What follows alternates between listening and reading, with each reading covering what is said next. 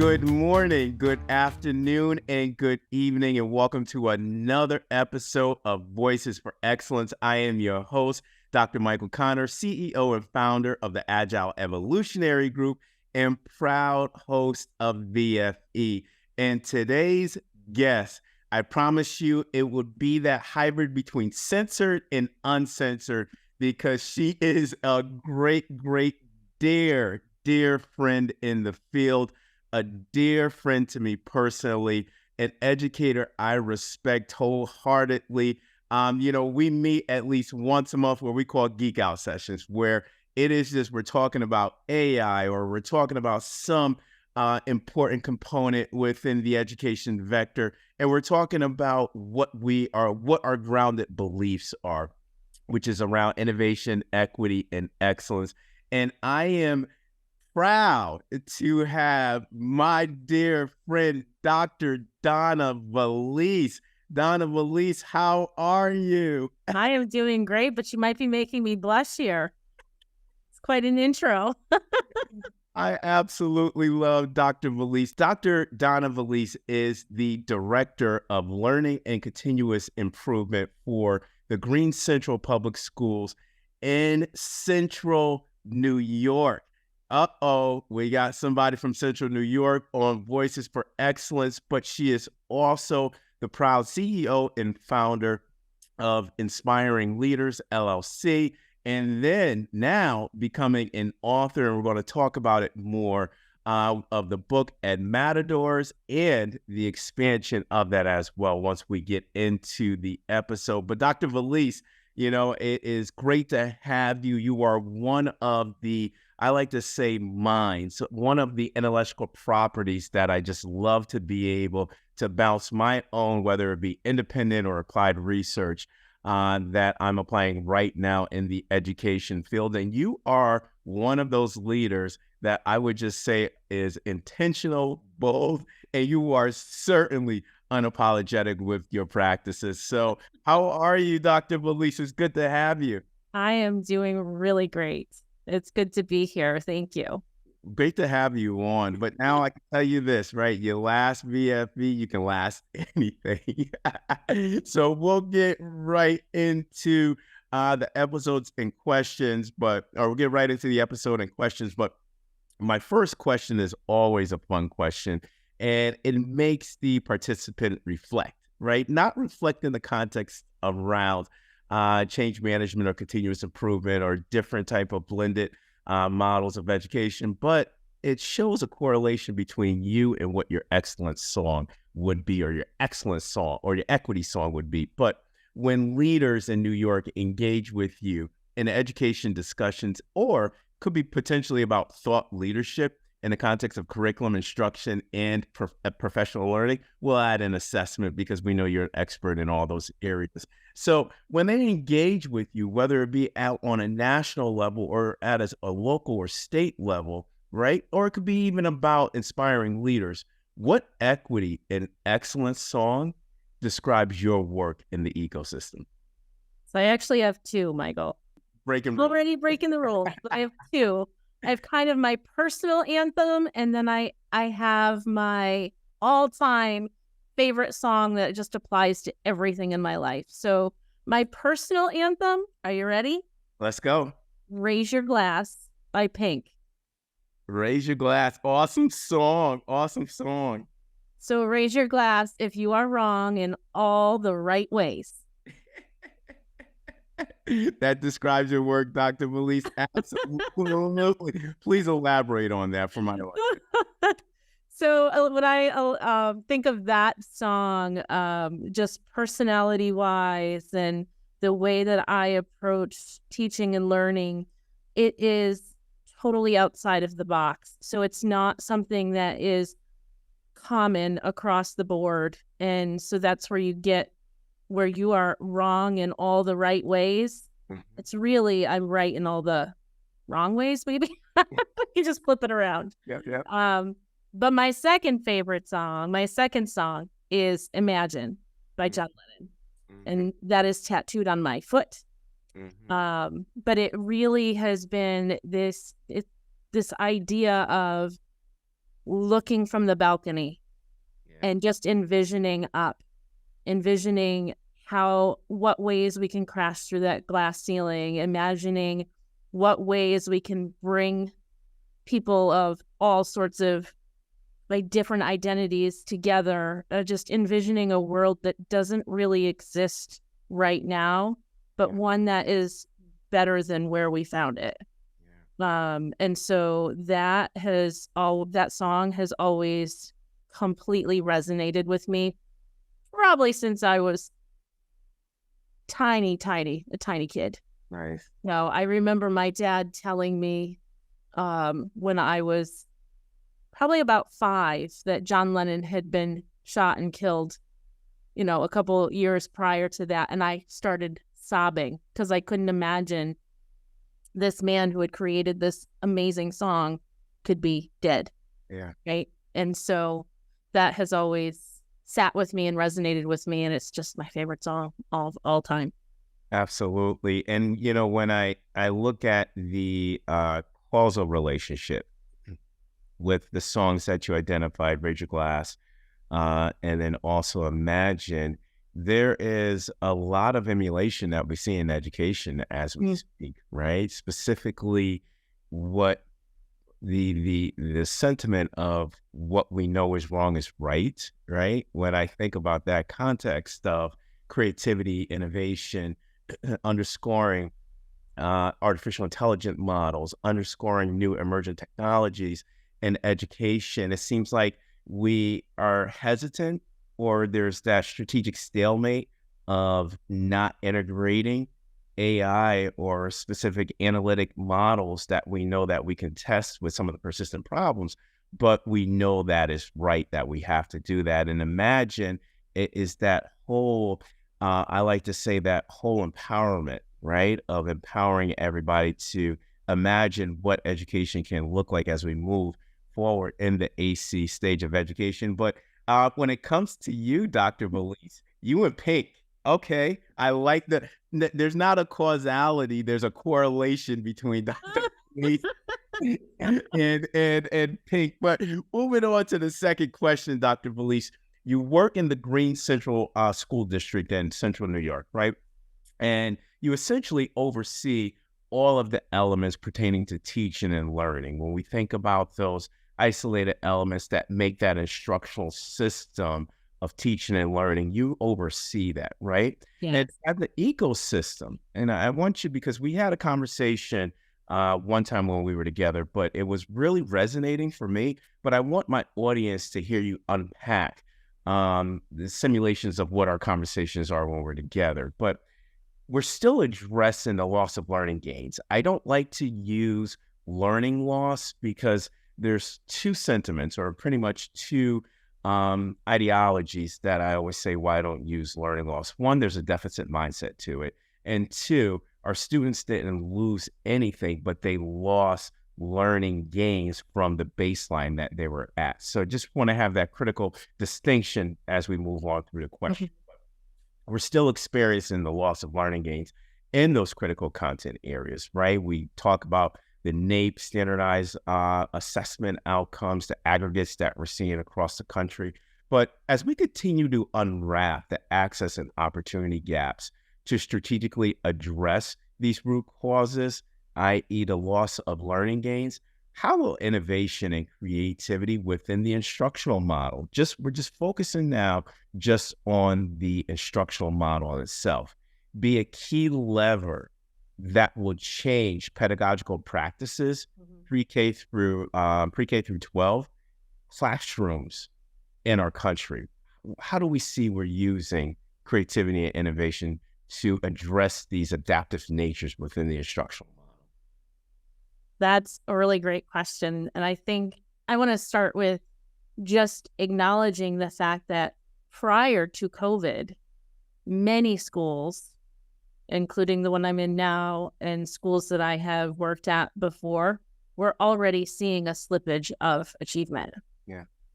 And so we like to blame COVID because that exacerbated the problem, but we were already starting that backward slide. Yeah.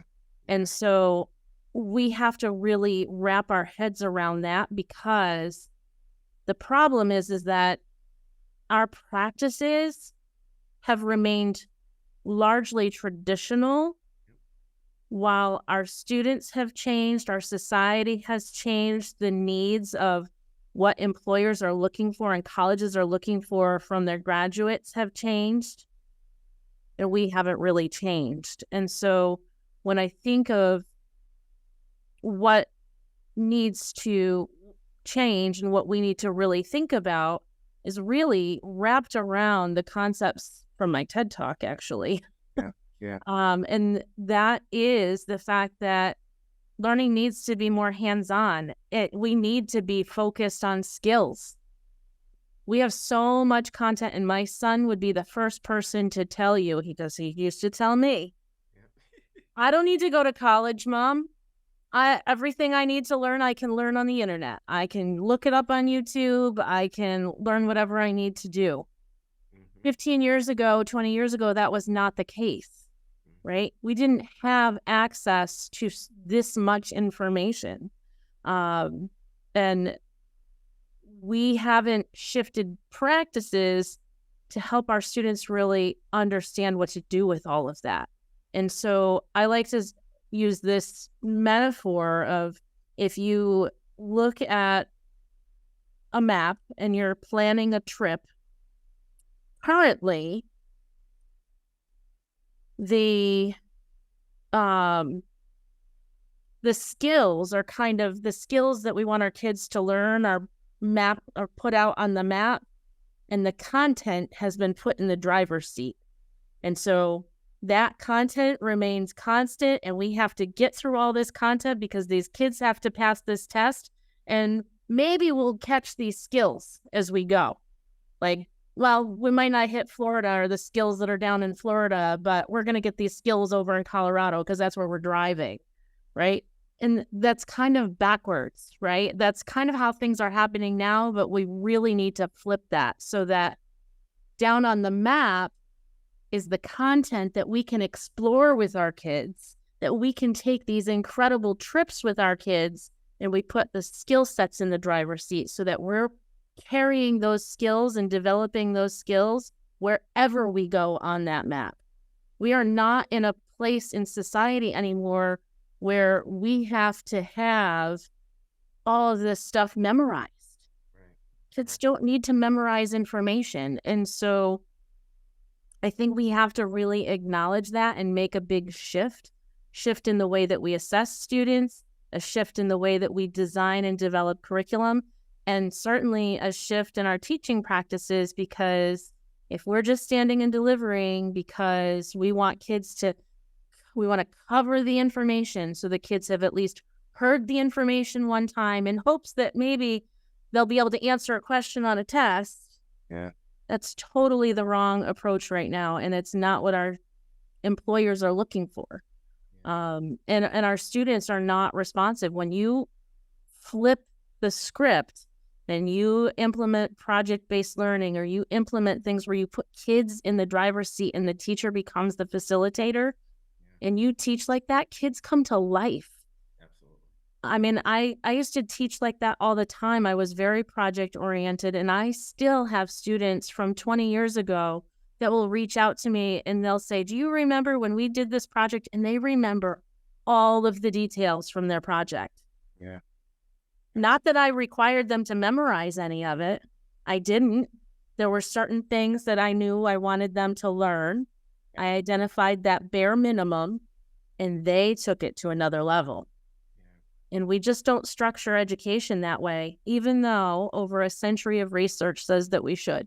Yeah. Yeah. And Dr. Vallese, I really loved your answer to this. And to my audience, this is one of the answers that you want to rewind and play back and unwrap in totality, because there's a lot of micro and macro ideas and strategies that can be implemented into your practices, specifically when Dr. Vallese identified the disjunction between within the education model supply, right?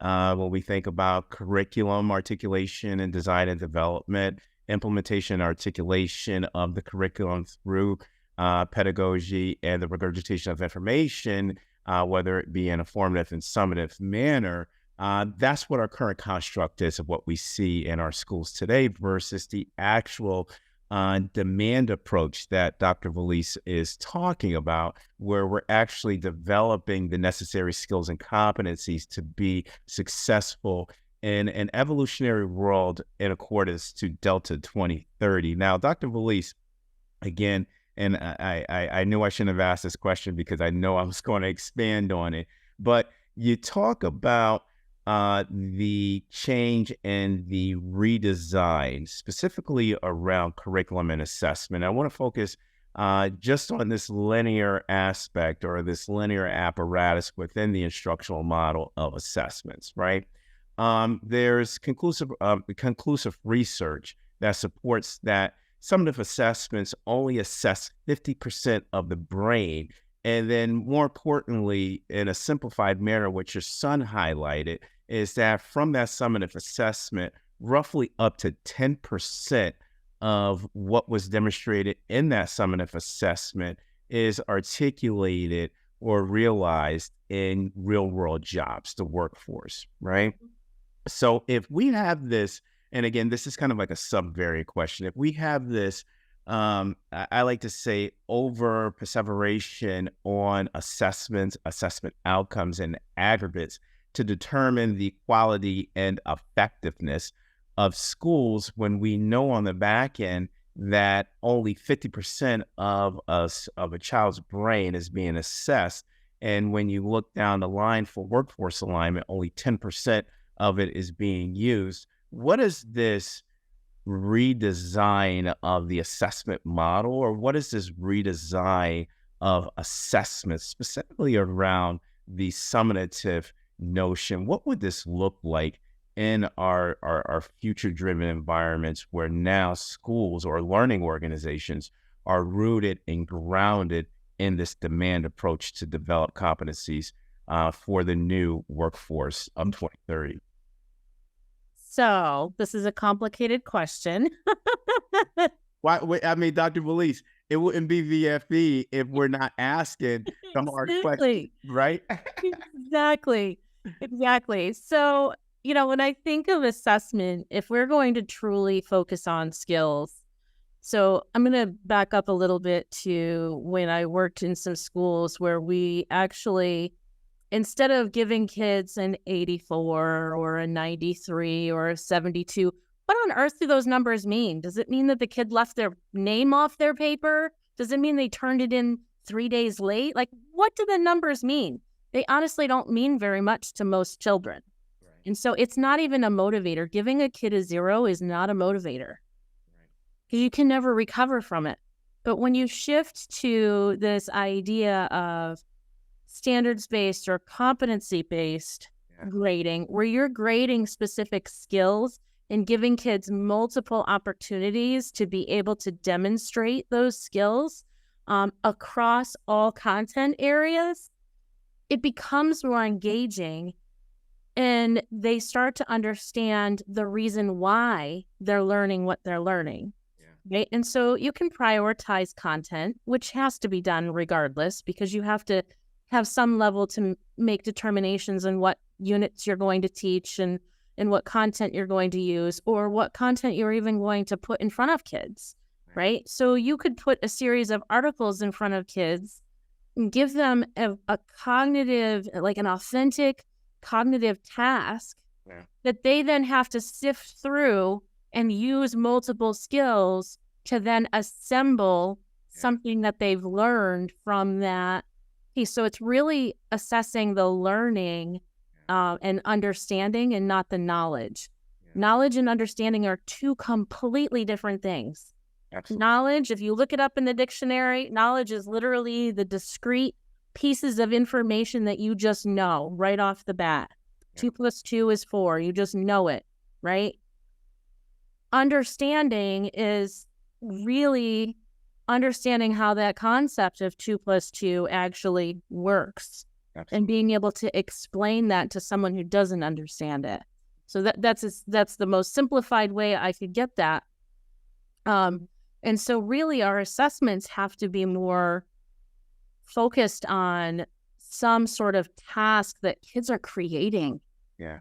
Kids, we're in a world, they are creating multimedia every single day on their phones, Right. on social media, and posting it with their friends, and they're editing videos and sharing them back and forth with each other. They're creating things, but a lot of us are not using that in the classroom on a regular basis to capitalize on those, so that they see their phone or they see technology or the computer as a tool to help them progress, or a tool to help them meet those standards and competencies to demonstrate what they really understand.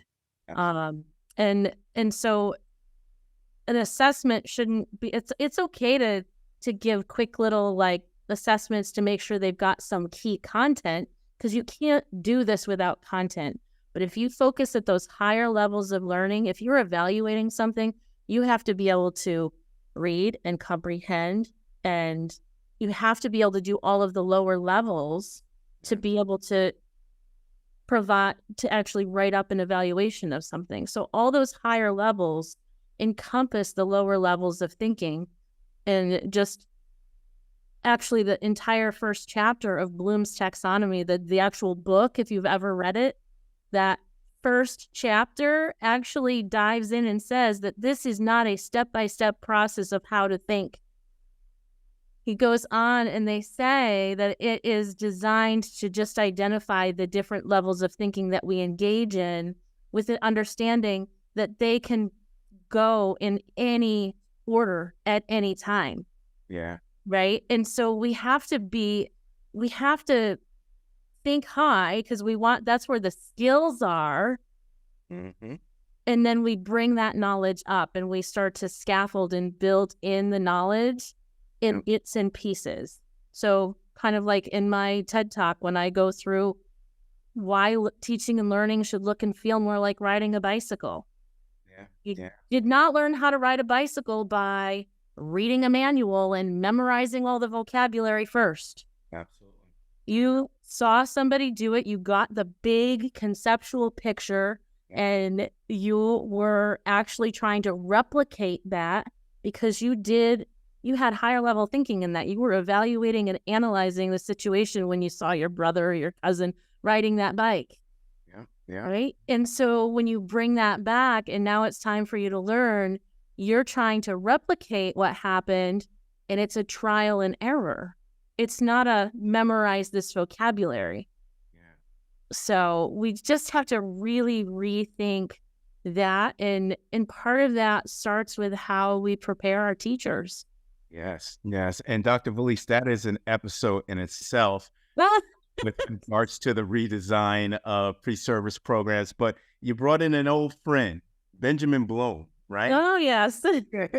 And when we talk about Bloom's and, the knowledge taxonomies of it, one thing that, and I apologize for looking down, just referencing my notes, is I always used to say, and I created this inverse where time is the variable and learning is a constant. Looking at your ideology and theory, which is, I think, wow, unbelievable. This is pure genius, where the skills are the variable and the content is the constant. And now when I look at this, is that the content becomes adaptable and diverse, whereas addressing the multitude of different skills that we're trying to develop. But, when I think about skill development and having relevant content that is engaging, it goes back to adapting or modifying or even adopting pedagogy that focuses on developing the conceptual skills of our students.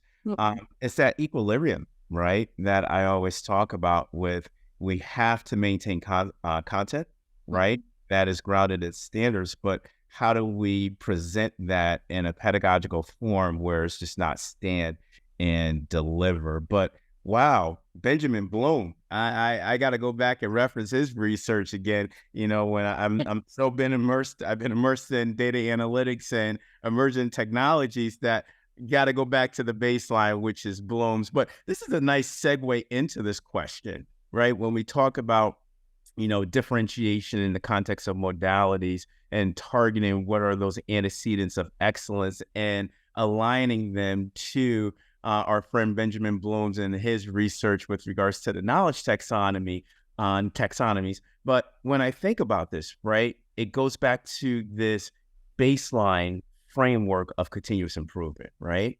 And you and I know we've been immersed in so much of research, so many empirical studies that what we see is, and what you were just talking about, and with your last answer, is the lever around continuous improvement is improving the quality of tier one instruction comprehensively. You and I can universally agree with that. Now, when I think about quality, quality is a very abstract word that we can be able to define, but there are noted, and you said this previously at the outset of the episode, there are noted demographic and sociographic changes that make this sentiment around improving the quality of tier one instruction is arduous to address systematically when we think about it from a systems or change management lens, even broader than continuous improvement. But what are some strategies and coaching approaches you have incorporated in your district or even your national work to improve this loosely coupled definition of quality with tier one in the AC stage of education? Yeah, I think step one, so just from our perspective here at the building I'm at now, and this is what I've seen across the board at most schools, is because we have so much stand and deliver instruction, we know that maybe 10, 15% of the population learns auditorily. Right. Right? The majority of the population learns visually and tactile. Yeah. Tactilely, the word. Hey, on VFE, any word is innovative. So go ahead, go right ahead. Right. And so right there, that alone tells us that we need to be geared more towards that rather than the auditory piece. And just having kids take notes is not quite enough for visual. They need to see something happening and see visuals. So classrooms, there's simple things that can just make a huge difference in a classroom to address equity. And so when you think of things like putting visuals up and showing little video clips prior to a lesson so the kid sees the end. If you think about a math lesson and you think about, you know, the mathematical models, I could do math till I was blue in the face. I understood the process. I could follow the procedures, but I had no idea what it meant or why it was turning out that way, right? And so if we could show students what those mathematical models were and then build backwards from those models rather than start at the beginning and build up, we might have some different results because we're giving kids the end. We're giving them the vision of what needs to happen or what they're going to be learning about, and then building their understanding of how this equation gets to this mathematical model. Works the same in science. So visuals is one piece. And the other piece is this idea of total participation. Yeah. So too many classrooms over the years I've walked into and the teacher's standing in the front of the room and they are animated and only one student at a time is answering a question or they're answering their own questions. Yeah. Really, if a teacher takes the time to think out some major questions that they're going to ask, and then you have to have kids turn and talk, or you have all students write and then they share, or you do a four-corner activity. The whole idea is to make all kids accountable for what you're teaching, right? And so those little pieces will help make sure that every student is getting it, because otherwise what do you know about what students are actually learning during a lesson if you don't have those touch points? Yeah. You can't assume that all students are understanding what the heck you're talking about if you're only calling on one student at a time, Yeah. right? And so those are two really easy pick off the shelf and just make minor adjustments to teaching practices that could make a huge difference for our kids. And then the third one is if we do ever get to this place where we can be more competency based, we can really have assessments that are more authentic and they're more tasks that students are doing, then we can personalize those. And students can be setting goals based on what they have and haven't learned yet, what skills they're still working on, right? And so we can create their own entry points and truly get at personalized learning, right? Not every kid needs to have an individualized plan, but if they have some choice, they have skin in the game. And right now, if a kid comes in and they sit for 50-minute lessons and they just sit and they have no skin in the game.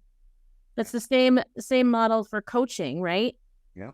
There's this coaching continuum that you have. And so when an administrator or an instructional coach is working with a teacher, you want to get to that coaching where you're facilitating by asking questions and drawing information out of the teacher or the person you're coaching. Absolutely. Rather than being directive and saying, this is what you need to do, this is how you need to do it. And then that middle phase is if you're collaborating, you're co-creating. Yeah. Even that is more powerful than that stand and deliver and that directive model. So we really have to become more student-centered. And I know that term student-centered is something that we read about and we can talk about and we can define, but we haven't truly across the board put the rubber to the road on being student-centered. I concur, Dr. Vallese. And one of the things that you really hit upon, around multiple visuals, total population for engagement, and personalization with regards to agency and choice in this disaggregated manner. I wrote a blog that was released by Getting Smart, and it's called Schools of the Future, right? The designing and developing is, in essence, an entrepreneurial model of education for students that grounds this.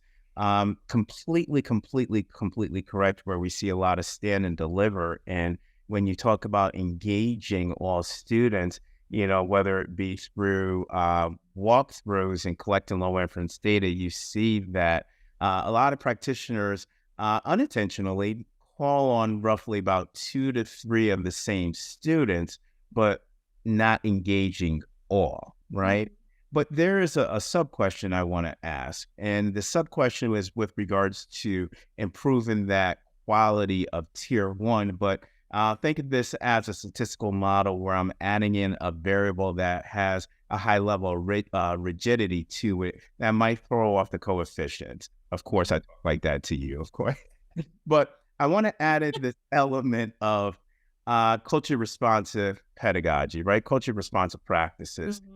That to be in alignment with the changing demographics and sociographics that we're experiencing, whether it be the science of reading and unwrapping specific routines and focuses around those isolated skills and that we need to develop at the foundational level. You highlighted the math and ELA shifts when we talk about the standards, just for level setting with our audience today. And I just threw in the qualitative and quantitative dimensions of text complexity when we take into consideration readers and tasks. What is obsolete from, let's say, all of those elements that make up what tier 1 instruction is, being culturally responsive, right? And I think that because of the fact that our demographics in public education represent 54% that are Black and brown, how do we add in that element of culture or being culturally responsive or culturally responsive practices in pedagogy to improve the quality of tier one? Hmm. Well, any of those things where you are making sure that all students are getting what they need, you're already being culturally responsive, number one. Um, the next thing is just honoring who each individual student is, Absolutely. right? And honoring their differences and different backgrounds and allowing them to share with each other. We all come to the table with different experiences, different backgrounds, different things that we connect to or don't connect to. And we have to be able to honor that and make shifts and adjustments. And that's where that becomes much easier if you're focused on the skill rather than the content. Yeah. Because if you're focused on the skill, I'll take history, for example. If you're focused on, you want students to be able to analyze text and you want them to evaluate a key decision that was made in history and whether that was the right decision or not. Yeah. Yeah. Right? Very high level conceptual thing. And you say, all right, we're going to focus on the Civil War and these things that happened during the Civil War. They can explore that in so many different ways. You can have students that look into the artwork of the period. You could have students that look into music of the period. You could have students reading journal entries. Like there's so many entry points to enamor kids with learning, and we have to rethink giving every kid exactly the same thing. I need glasses, but if I said, because I need glasses, you're all getting the same pair of glasses, it's only going to benefit me and no one else because this is my prescription, right? And so we have to treat learning that way and teaching and learning that way. And yeah, it's easier to just plan one lesson and you do the same thing for all kids. It's much harder to facilitate something like that, but it's more powerful and the kids get way more out of it. Even if you can do smaller groups and group students together, you just have to know your students. And who cares what grade level reading that a student is reading the text from. So there's Newsela or Newsela, however you say it, everybody says it differently. They provide similar content all at different reading levels. Yeah. Right? And so the kids are still getting the main concepts and the main understanding of it while they're building their reading skills, but they still can take away a lot of the same things. Yeah. But use different pieces of content. So we just have to realize how interconnected content really is. Yeah. Well stated, Dr. Vallese. Well stated. And you're bringing me back to my days when I was a part of writing the Learning 2025 National Commission report, and that was with 32 other educators nationally. And one of the key elements that we were focusing on was really changing not just the vernacular, but the holistic practice within the ecosystem of having students as co-authors of their learning. Goes back to being student-centered, which again is another critical, I like to say, critical element within the whole culture responsive domain and how we unwrap that. So very, very well stated. Now, I want to move into your personal work, right? And I like to say that this was one of the businesses or a business that was developed during COVID, right? And the inspiration came during COVID, and your organization called Inspiring Leaders LLC. Now, I can tell you right now, you are in such demand, and it's only been 2.5 years. You're doing direct coaching, national coaching. You're doing national workshops. You're speaking nationally. You're customizing professional learning. I mean, to the level of personalization that we want to see in our classrooms. You're providing that to your clients and the districts that you're working with. But for my audience that don't know anything about Inspiring Leaders LLC, what is the mission and vision of your organization? And getting down to the levels of specificity, yes, I know, but my audience don't know. What are the type of services that I could expect from your organization Mhm. to support specifically for me? And I want you to customize for me. Of course, I'm going to hardcore you, right? What would what would my support be if I'm focusing on radical and disruptive change in the AC stage of education? Yeah. So originally, you're absolutely right. I had a coaching business that was dormant, and during COVID, I totally revamped it. It used to be called Learning Image. Now it's Inspiring Leaders, because since I had started, both that first initial business, that was during a time where I was like, I don't ever want to be an administrator. Right? Well, look at I you want to be a now. principal. I Look don't at want you to, now. like, yeah, right?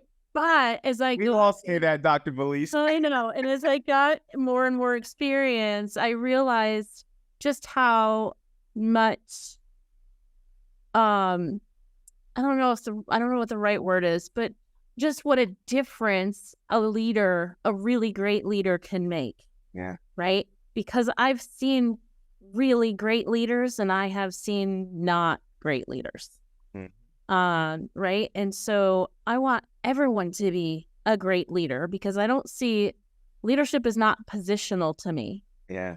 Yeah. Leadership is, everyone exhibits leadership in some way, and it's my job to identify how you exhibit leadership so that I can build your skill set. It's about making the lives of others better, right? And so what I decided to do is I'm really to hone in on that piece that I love so much. I always wanted to be a teacher. And if our leaders are not able to support our teachers the way they need to be supported, they're not going to be able to support our kids, Yeah. because the leader can't support 1,000 kids, but 100 teachers can support 1,000 kids, and an administrator can support 100 teachers. Absolutely. Right. And so I really wanted to focus on those leadership pieces. So let's say, you are in a space where you're ready to really rock and roll and make some big change and revolutionize some things. That is my space. I have specific training in turnaround. I've done turnaround work in urban settings. And so working with me would include one-to-one coaching, perhaps even some group coaching. And like right now, I'm just doing some one-on-one coaching with the Liber Institute, who solely works with the Lakota people out in South Dakota, to help leverage their own leadership. Yeah. And so I am coaching the consultants who are working with those leaders. Yeah. So when you have a coaching model like that, you want to practice what you preach. You can't just identify someone as a coach and send them out and expect them to coach. Yeah. You have to be able to coach them as well. And I have people who coach me. Yeah. Right. And so we've got to practice what we preach, because if it's not systematic like that, then you end up with instructional coaches who are struggling to figure out how do I make moves? How do I help this person? Yeah. So that's two. But I think the third thing is really looking at that system, the whole system, and identifying what are the critical points where if we made a shift here, it would shift 5 or 6 other things. And if we made a shift here, it would shift 5 or 6 others. And then once you have those identified, putting them in the order of how to go about doing that work, right? Whether it's you have to provide professional development, or we need to build capacity around this part of the model. So it's really, I have this balance of coaching and consulting with the whole idea that I should be working myself out of a job. Yeah, absolutely. So that the next person who needs that type of support can get it from me. Absolutely. I don't, while it's great to work with an organization um, for a long period of time and have that ongoing and have a great contract that's ongoing, if it's ongoing, then I'm not really doing my job as a coach to make sure I'm building the capacity for that work to continue. Or it's also okay if I stay on and realize that the work is continually shifting, because transformation is not an overnight thing. It is not a 1-year thing. It takes 3 to 5 years to really put something in place that will stick, so that as you're putting things in place, you want to be able to leave your legacy, Absolutely. right? You want to be able to leave. If you had to step out that door because you broke your leg and you couldn't work for 8 weeks or 6 months or whatever, you want those things to continue. And they won't continue if you really haven't laid the foundation right. And so that's where I come in and helping organizations do that piece as well. Unbelievable, Dr. Vallese. And you contextualized it perfectly, right?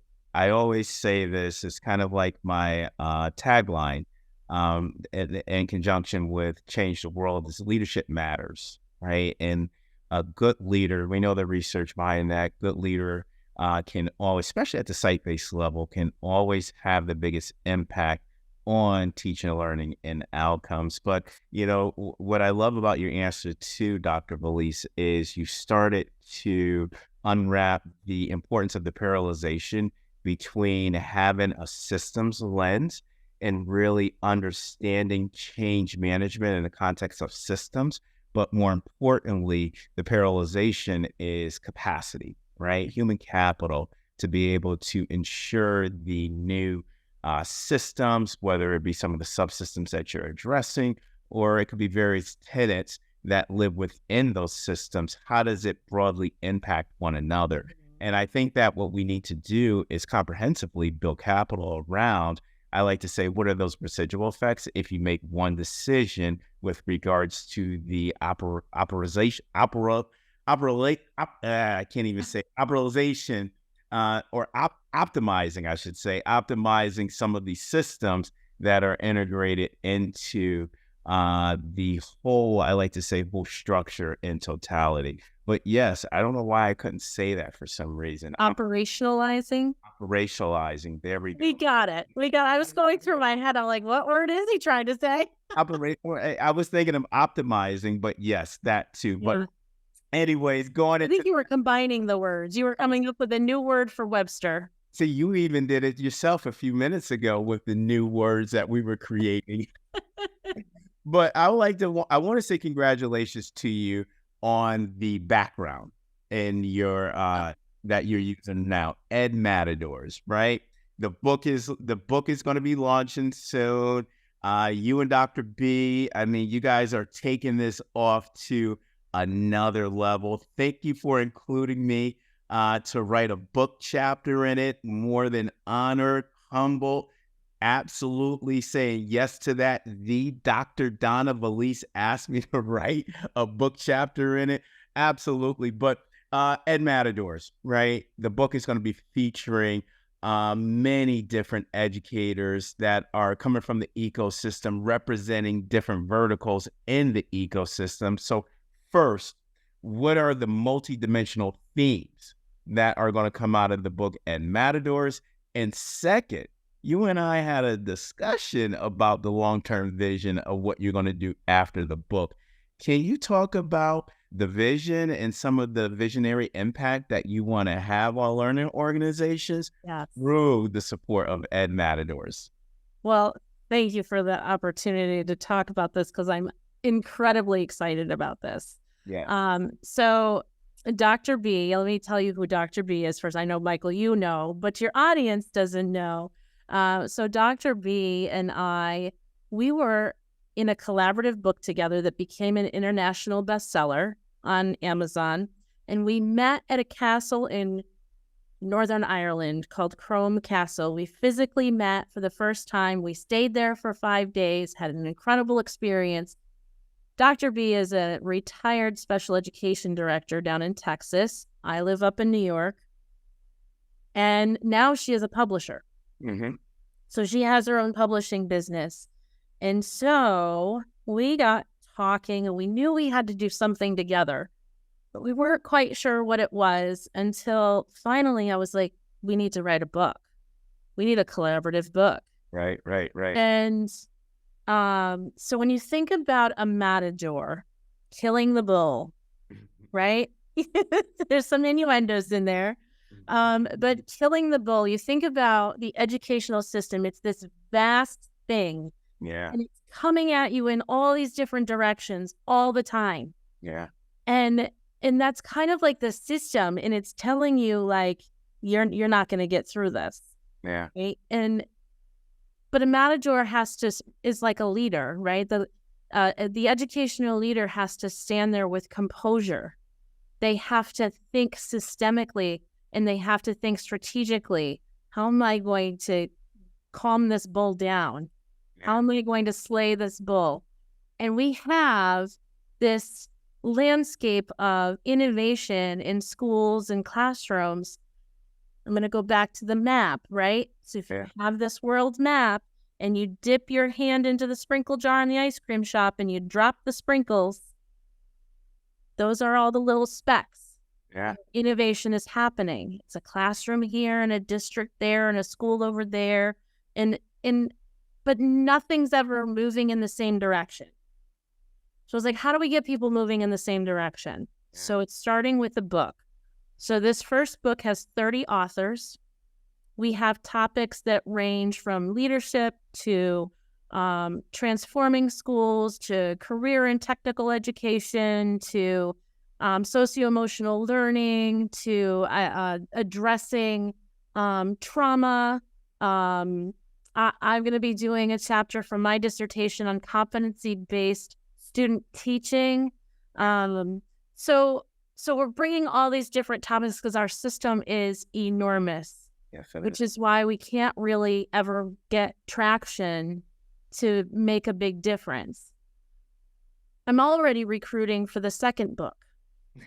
I already have authors that are ready to sign on and pay their money to be in the second book, right? And so the first book will be, we're doing an online launch on Cyber Monday, which is November 27th. It's the Monday after Thanksgiving. And then we're doing a live book launch in Syracuse with a book signing and lots of really cool things happening. That will be December 9th. Mm-hmm. And then 6 months later, it's rinse and repeat with different authors and different topics. All of these authors, many of them will probably publish again because there's so many things they can write about, right? They're so entrenched in what they're doing. We even have some people writing about financial literacy. And the other one, I also forgot, this is not just a national thing. This is becoming international. So we do have one author from Germany who is doing work teaching kids how to farm in Africa. Wow. So we have one of those. I do have some people from the UK who are interested in publishing. So this education problem is not a US problem. It's a worldwide problem that many countries have not quite figured out. And so we publish these books with the whole idea of after we get a few books. So if you think 5 years of books, 30 authors in each book, times 2 every year, 60 every year. So 120 different chapters every year addressing different aspects of the system.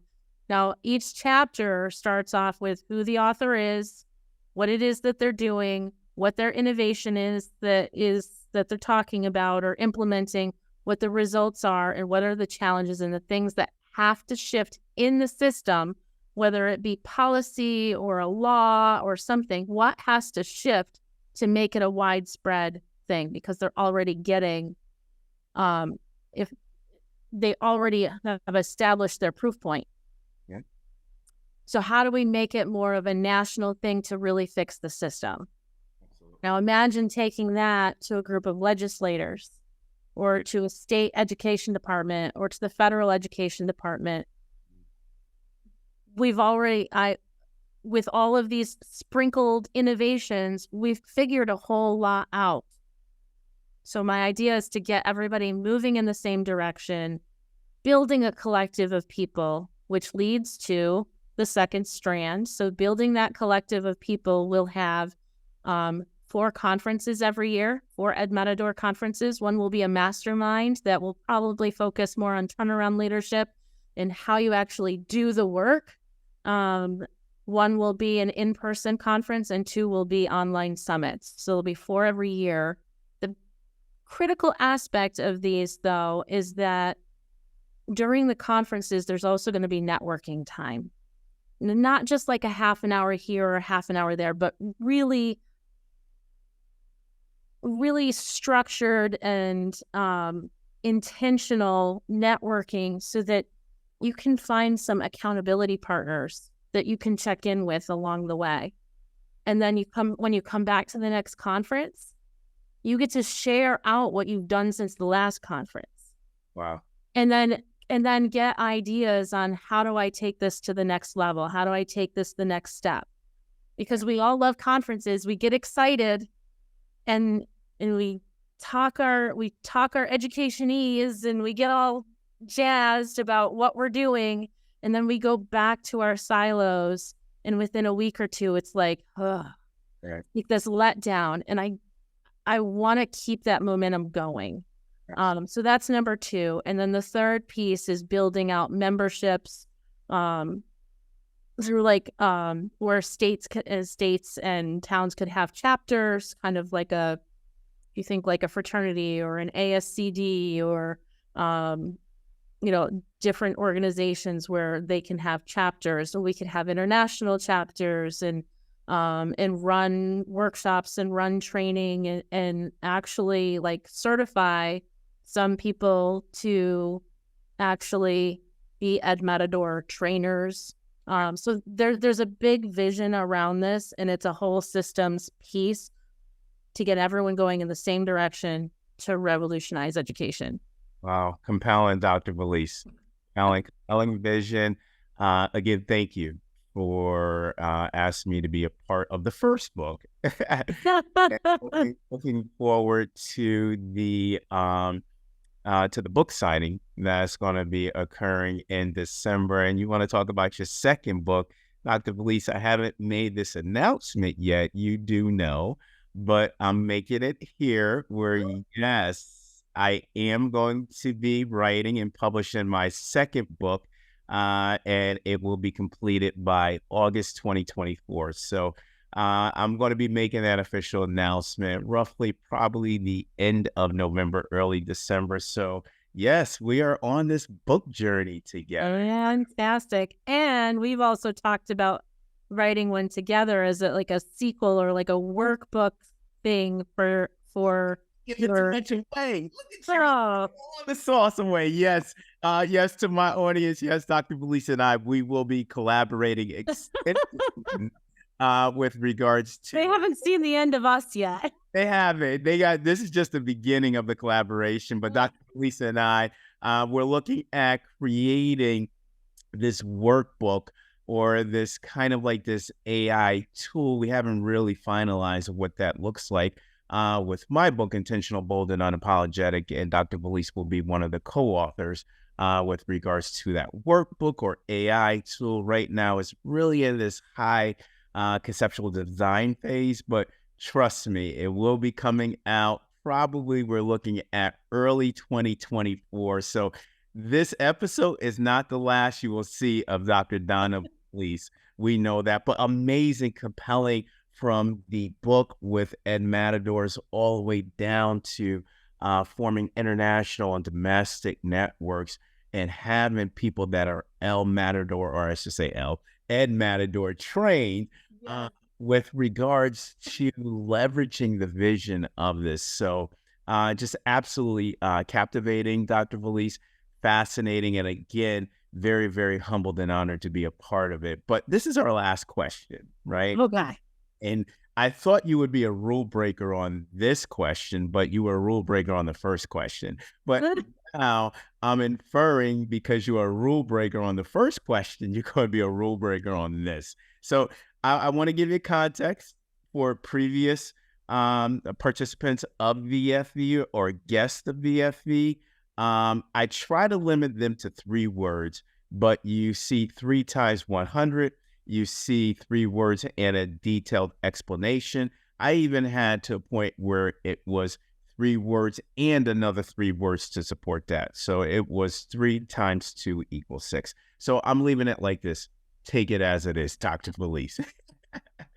What 3 words do you want today's audience to leave our episode with regards to achieving all? And I mean all, 100% achieving all in the AC stage of education. What 3 words will lead all educators to ensure excellence and equity is the twofold baseline to garner access and opportunity during these volatile times in education. I'm going to follow your rule. Oh, no, you're not. Is that a challenge? Let's see. We must revolutionize. Woo! Please elaborate. You're forcing me to break the rule now. I'm telling you to break the rules. When you have a statement like that or 3 words of "we must revolutionize," you have to expand on that. All right. So, I mean, it goes along with the whole theme of this entire conversation, right? That we're still very traditional. School still looks like it did when I went to school. Yeah. I'm in my mid-40s. We won't be exact. In my mid-40s, and school looks the same. Yeah. In general. But our world does not. Right. We have to change what we're doing. We have to change the way we approach curriculum. We have to change the traditional, like, teacher stands and talks as the lecturer to being the facilitator. The teacher no longer needs to be the carrier of all knowledge. Right? We have to make these shifts if we're going to be able to continue to compete in the world. Absolutely. And we're going to leave the world a better place than we found it. So, I mean, education, you could fairly say education has been changing and shifting all along. Yeah. I question, has it been changing and shifting in the right ways? But there is no question that it has not been changing fast enough to keep up with the world. And Dr. Vallese, when you say we must revolutionize, it is, you're completely correct. I look at the emulation of we must revolutionize to what I highlight in my book around serial disruption, right? And you're absolutely correct that we see isolated signals of this revolution in education, but we have to ensure that these signals are interfacing each other so that we reach that level of accelerated disruption. I always like to reference the VUCA 2.0, which is Unweis, right? Uncertainty, right? I don't get it, right? We'll talk about this next time we get together. Unweis, uncertainty, being volatile, intersectionality, complexity, and exponential. And that's that last E in Unweis that you're talking about, right? Mm-hmm. That we need to have this exponential, accelerated outcomes around this level of revolutionizing education. Dr. Donna Vallese, you lasted. Voices for Excellence. Unbelievable, Dr. Vallese. It was such an honor to have you on the show. Look at you. You made VFV. You're a guest. Unbelievable. I don't know how you got on. I don't know who recommended you, but you made VFV.